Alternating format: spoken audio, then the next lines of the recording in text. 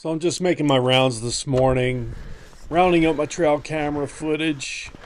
Had a whole lot of grizzly bear activity lately around the cabin. Multiple sows and cubs.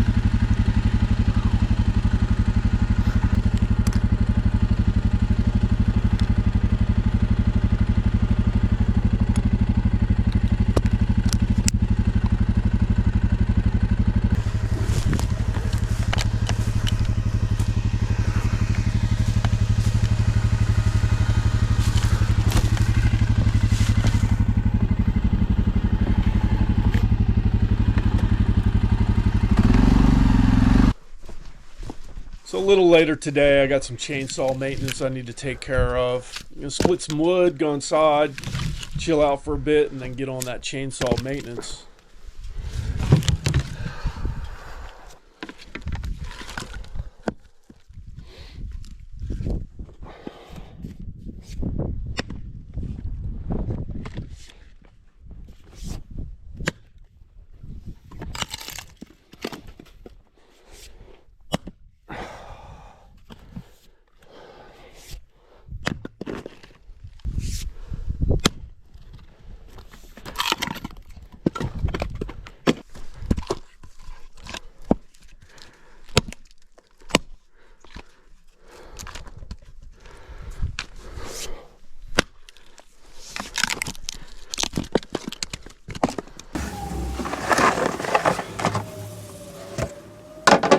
So I've had these Wood Boss 251 steels for 10 years now, and they've haven't let me down at all. Pretty good saw. It's a homeowner saw. When I do replace them, it's going to be replaced with the 261 professional saw. But until I need a new saw, I'm going to use these. So the first thing we'll do before we start messing with it is go ahead and pull the bar off and get all this mess cleaned up. This is all that bar oil that collects everywhere. Very important to check that the saw is oiling. That's something you should do really daily.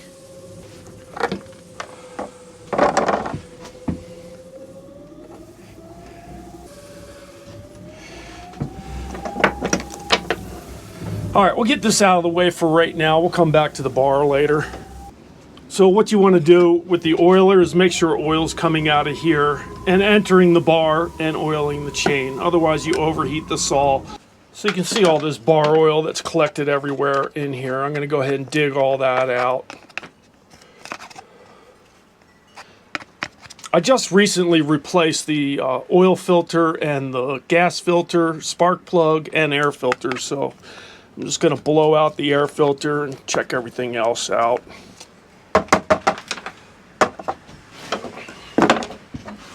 Go ahead and remove the cover.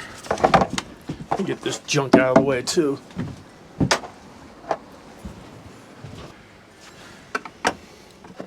So pull the cover off. We'll blow this air filter out real quick.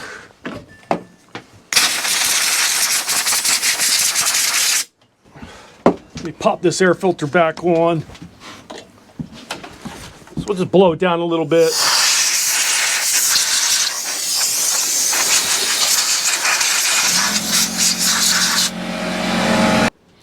So right in here on the steel saws, you have a door.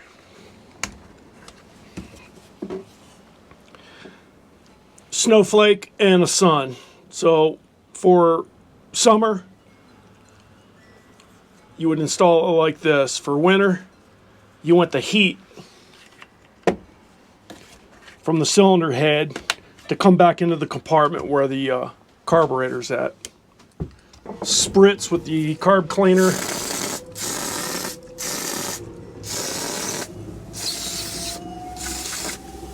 I don't have an auto parts store close by, so try to use as little of this carb cleaner as possible. Brush off everything that I can brush off.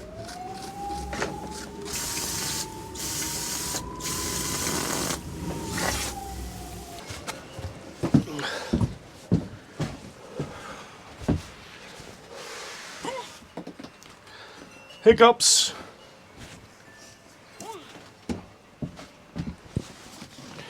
Hiccup.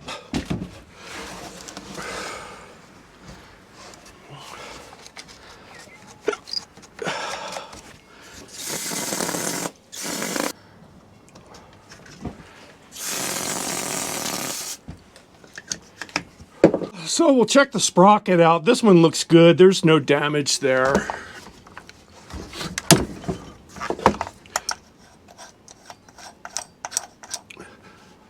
So this right here is what oils the chain. The oil goes through the hole on the bar, which will make sure that that is clear. So here's the oil hole on the bar. There's one on each side. You can mount a bar. You can mount the bar both ways, this way and that way. It doesn't matter. You just want to make sure that this is open, both of them, because frequently I flip the bars. That way you get nice even wear all the way around the bar. Damn hiccups. And you can see this bar hasn't been overheated. It's not all burnt up. There's no burrs on the bar. The other thing that you want to check, you want to set your chain in here and make sure there's not a bunch of slop side to side. If this gets all widened, then you'll have a bunch of slop in your chain. Time for a new bar at that point. Sprocket on the end spins. We're good to go there.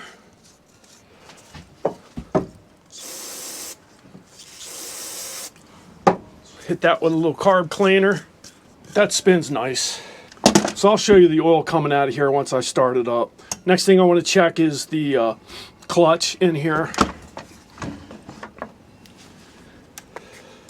Stick a screwdriver in there, take off this little C-clip. Don't lose it. The washer.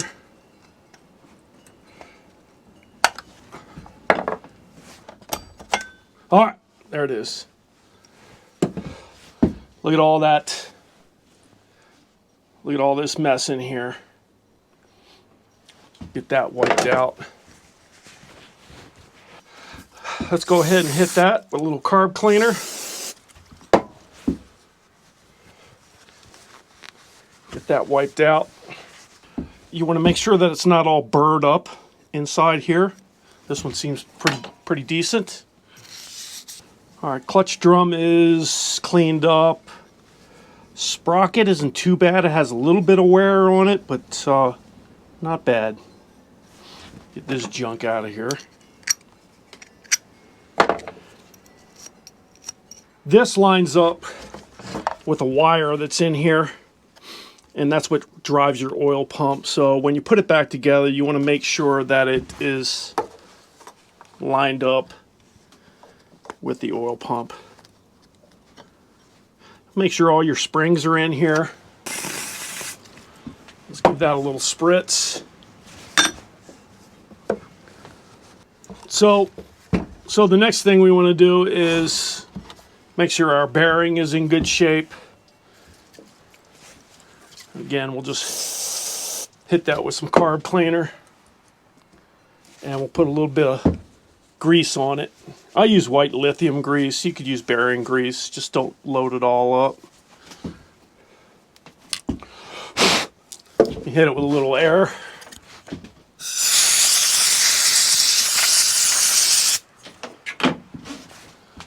So, yeah, bearing's in good shape. Let's put a little white lithium on there.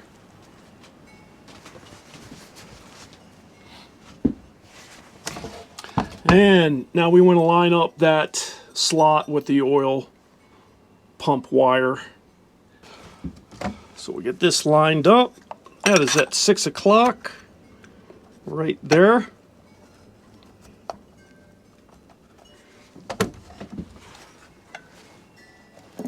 that little tap. All right.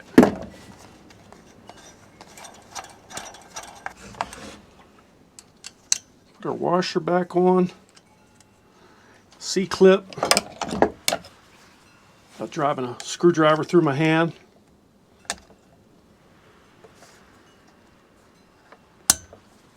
And it's on.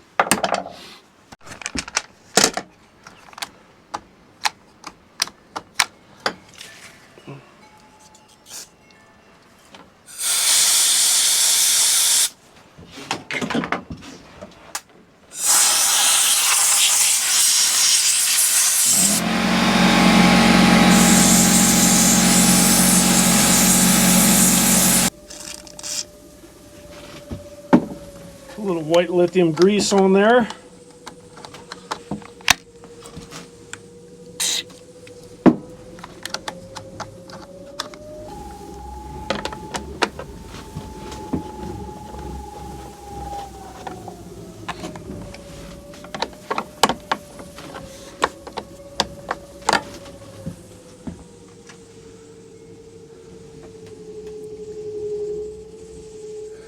Okay, I'm gonna have to put a little oil in there. And some fuel.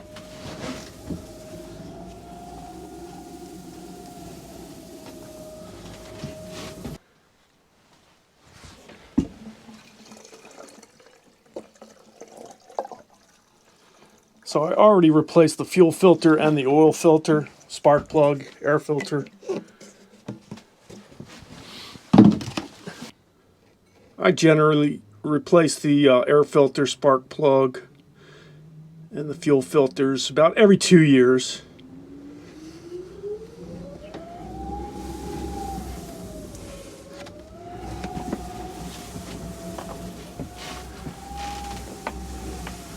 Make sure the caps are secured.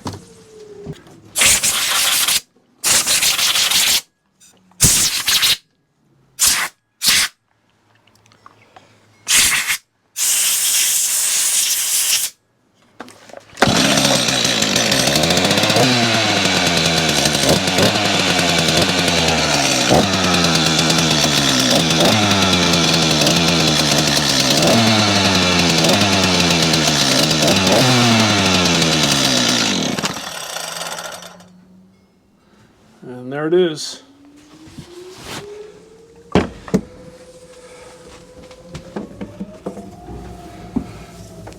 So I had it right side up, I believe, so I'll go ahead and spin the bar around and mount it so that the writing is upside down.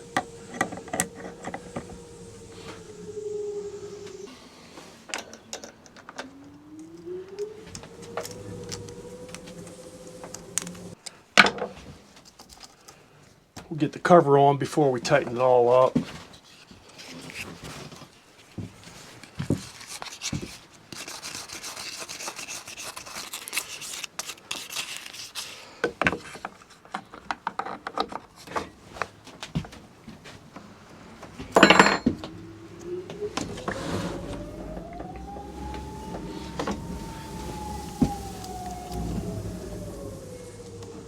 That's about right. I'm going to tighten it just a bit more. I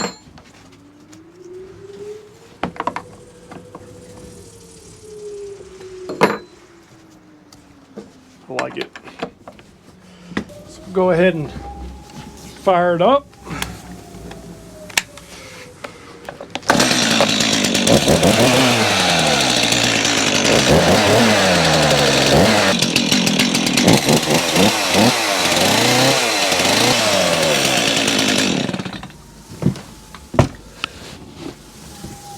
So you can see all the bar oil.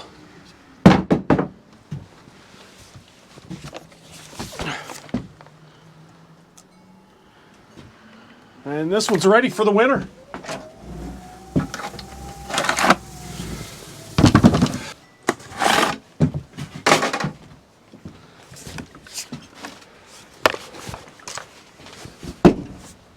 And generally, once, twice, maybe 3 times a winter, depends on how much wood I cut. I'll have to do the same thing again.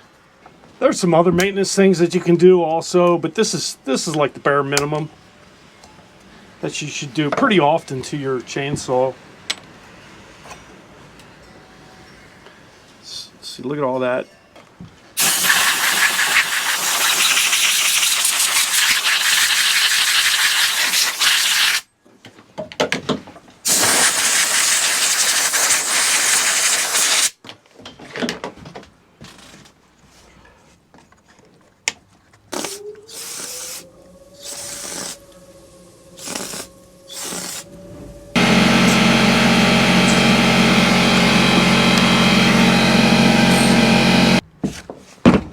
Alright, cover back on.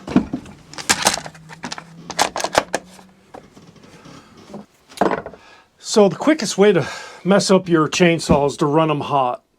If your bar's not oiling, if your chain is too tight, if your chain is too dull, just generally overheating the saw. It's good to have two saws, because if I'm using one really hard for a while, I'll set it down and I'll grab the other saw. I'll let the first saw cool down for quite a bit before I pick it back up.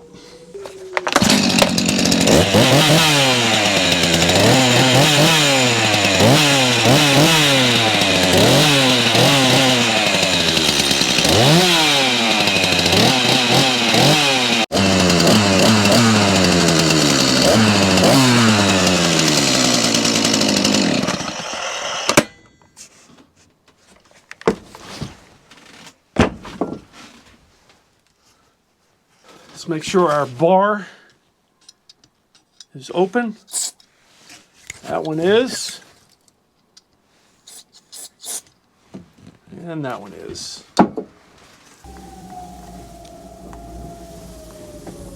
So it's very important to check that oiler all the time. All right, we'll fire this one up.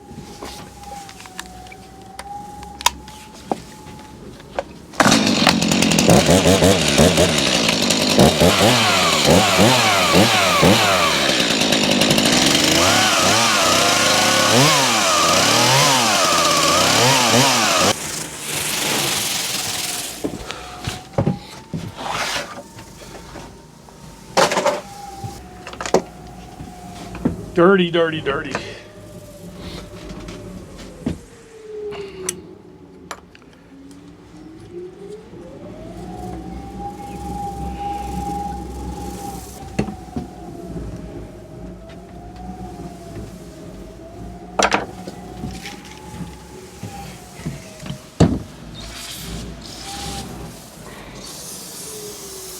So this is the 462.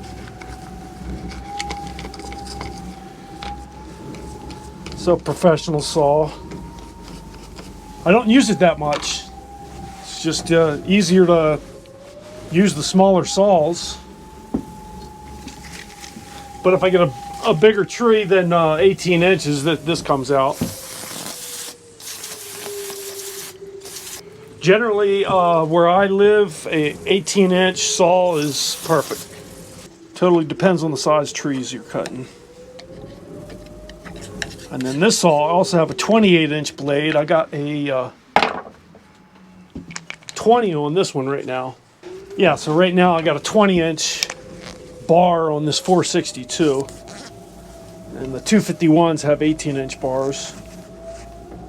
And that does 95% of my cutting, those 251s. A little different sprocket on the 462. That looks pretty good.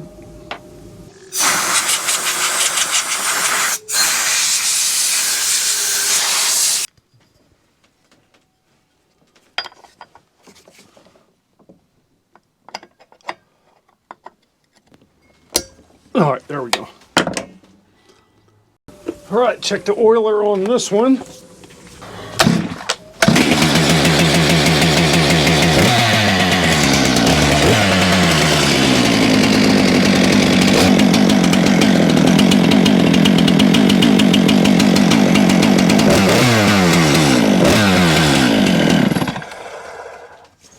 And it's oiling. Very important, oiling. So right now I got all the writing upside down on my saws. Next time I'll flip them back upright. So I'll do the same thing on this 462. All right, let's fire it up and check the oiling. Again.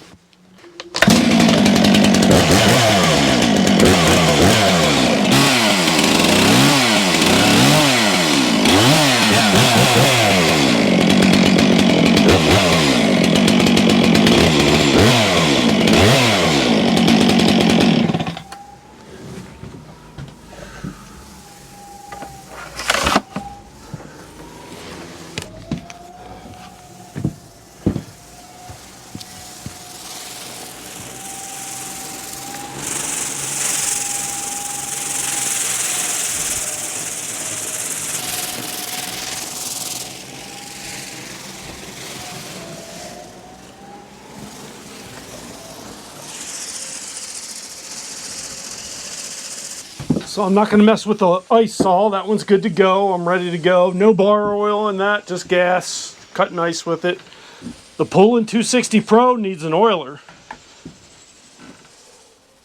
I haven't used it to cut trees in many years, just ice, and it needs an oiler. So I'll get an oiler put in that, and that one will be my snow machine saw, because I don't care if that one falls off the back at 50 miles an hour and bounces all over the place. I'll use that to cut trees that fall across the trail, and really don't care about that saw. All right, time to go chop some wood. And then tomorrow, cut a couple trees down.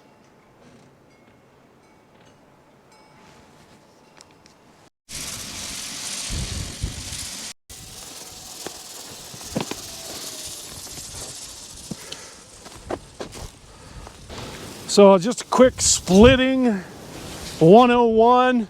A lot of people take these round swings and it comes back. And you don't want to catch this in your shin. So the safe way to split, up in the air, straight down. It's this. You don't want to do this stuff here.